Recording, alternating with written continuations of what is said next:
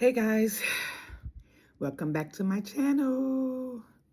Thank you for sharing my journey with me. First time out of the country and I made it back safely, right? But I wanted to talk about my journey on compound terzepatide with B12 now. When I first started the journey, it was just compound terzepatide with a little bit of B6 in it. But I've been on this journey, right, since February. They say February the 8th at Mochi Health. And I say February the 14th because that's when I got my vial and took my first shot nervously, the wrong way. I have been following other parties that's in our Mochi Health Facebook group. And how many of us know you can't follow everybody's journey? Your journey, especially when it comes down to your body, is tailored for you and you alone, right? And so everybody that I was following have already lost over 100 pounds. They had already lost 80 pounds, 90 pounds, 70 pounds, things like that. And so you're like, what do you eat? What do you don't eat? Why isn't it, why am I eating the same thing that they eat and I'm not getting the same quick results? Then it clicked in my mind while I was riding out here, that they're already at their, They are at they're at their finish line, right? Their goal has been exceeded and done. And so maintenance, they're at their maintenance. So what they do at maintenance, you can't do at the beginning of this journey. You just cannot. Give me 1 second. All right. So while they're at maintenance, they can kind of play around with some stuff. But when you're at the beginning of this journey and you want to be successful, don't play around with it. Don't do it. Listen, I got on this journey, got off of blood pressure medication, right? Never was a diabetic, but I went to the Bahamas, and I normally try to track what I'm eating, and I was all over the place. I didn't do a lot of breads. I ate a boiled egg there, and I threw it up. And as soon as it went down, it came right back up, right? So I don't know if it was the type of eggs that they grow in the Bahamas or what it was, but I never threw up on boiled eggs, right?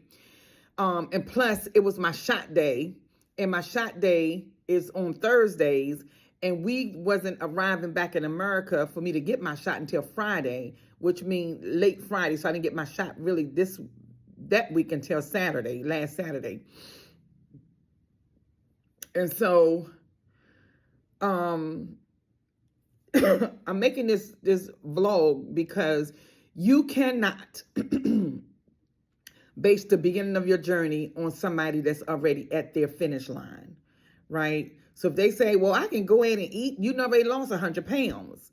You know what I mean? So while we're trying to get there, right?